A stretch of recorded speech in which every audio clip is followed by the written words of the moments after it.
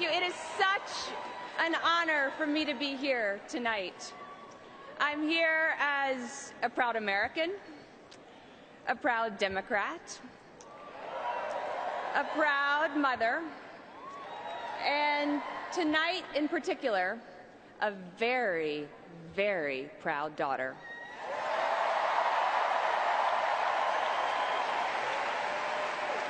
Mark and I can't quite believe it, but our daughter Charlotte is nearly 2 years old. She loves Elmo, she loves blueberries, and above all, she loves FaceTiming with Grandma. My mom can be about to walk on stage for a debate or a speech, and it just doesn't matter. She'll drop everything for a few minutes of blowing kisses and reading Chugga Chugga Choo Choo with her granddaughter. Oh, Chugga Chugga got an applause. Our son Aiden is 5.5 weeks old, and we are so thankful that he's healthy and thriving, and well, we're a little biased, but we think he's just about the cutest baby in the world. A view I'm pretty sure my mom shares. And every day that I spend as Charlotte and Aiden's mother, I think about my own mother. My wonderful, thoughtful, hilarious mother. My earliest memory is my mom picking me up after I'd fallen down, giving me a big hug, and reading me Goodnight Moon. From that moment to this one, every single memory I have of my mom is that regardless of what was happening in her life, she was always, always there for me. Every soccer game, every softball game, every piano recital, every dance recital, Sundays spent together at church and the local library, countless Saturdays spent finding shapes in the clouds, making up stories about what we would do if we ever met a triceratops. In my opinion, the friendliest looking dinosaurs, although my mom would always remind me they were still dinosaurs. As a kid, I was pretty obsessed with dinosaurs, and the day that my parents took me to Dinosaur National Park, I didn't think life could get any better.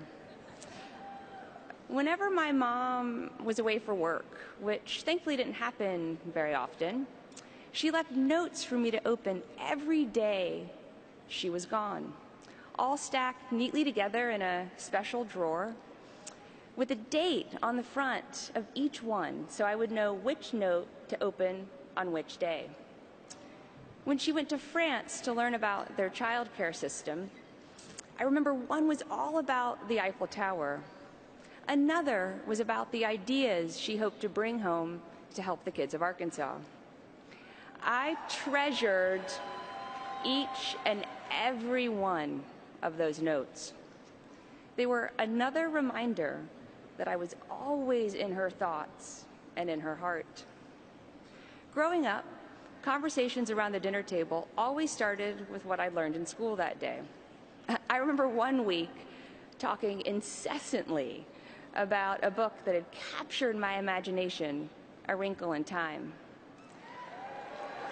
Only after my parents had listened to me would they then talk about what they were working on: education, healthcare, what was consuming their days and keeping them up at night. I loved that my parents expected me to have opinions and to be able to back them up with facts. I never once doubted that my parents cared about my thoughts and my ideas. And I always, always knew how deeply they loved me.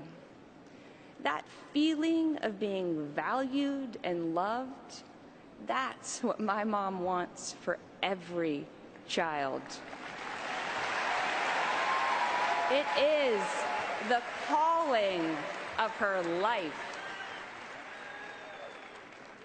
My parents raised me to know how lucky I was, that I never had to worry about food on the table, that I never had to worry about a good school to go to, that I never had to worry about a safe neighborhood to play in. And they taught me to care about what happens in our world and to do whatever I could to change what frustrated me, what felt wrong. They taught me that's the responsibility that comes with being smiled on by fate. And I know my kids are a little young, but I'm already trying to instill those same values in them. There's something else that my mother taught me. Public service is about service. And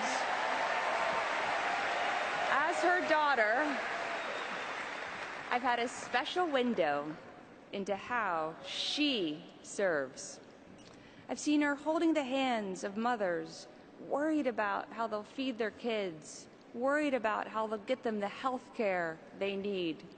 I've seen my mother promising to do everything she could to help. I've seen her right after those conversations getting straight to work, figuring out what she could do, who she could call, how fast she could get results. She always feels like there isn't a moment to lose because she knows that for that mother, for that family, there isn't. And I've also seen her at the low points, like the summer of 1994. Several people this week have talked about her fight for universal health care. I saw it up close. It was bruising. It was exhausting. She fought her heart out, and as all of you know, she lost. For me, then 14 years old, it was pretty tough to watch. But my mom, she was amazing. She took a little time to replenish her spirits. Family movie nights definitely helped. Dad, as all of you now know, liked Police Academy. My mom and I loved Pride and Prejudice. And then she just got right back to work because she believed she could still make a difference for kids. People ask me all the time, how does she do it? How does she keep going amid the sound and the fury of politics? Here's how. It's because she never, ever forgets who she's fighting for.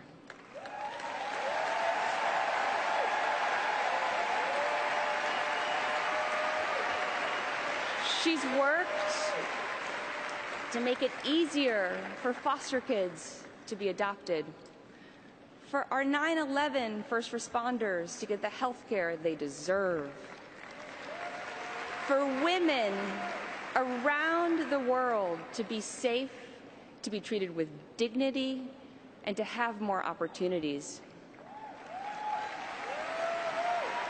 Fights like these, they're what keep my mother going. They grab her heart and her conscience, and they never, ever let go. That's who my mom is.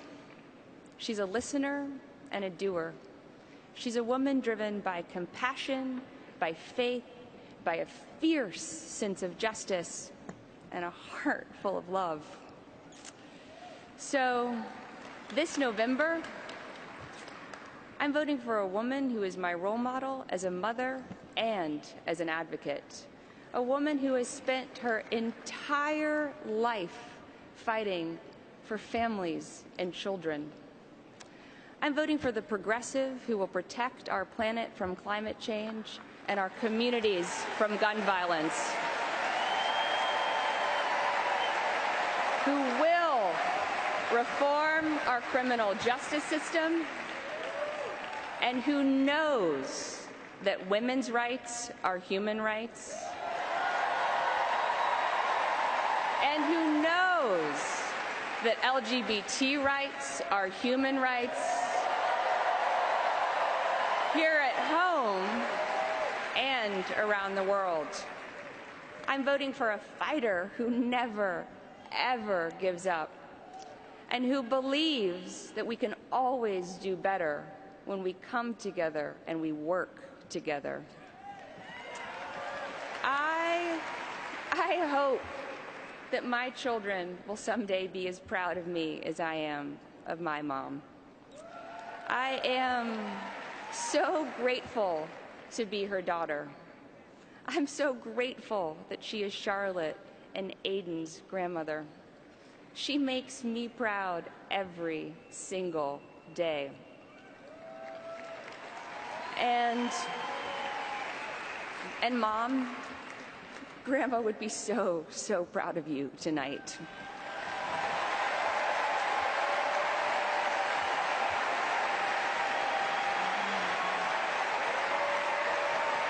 To everyone watching here and at home, I know with all my heart that my mother will make us proud as our next president.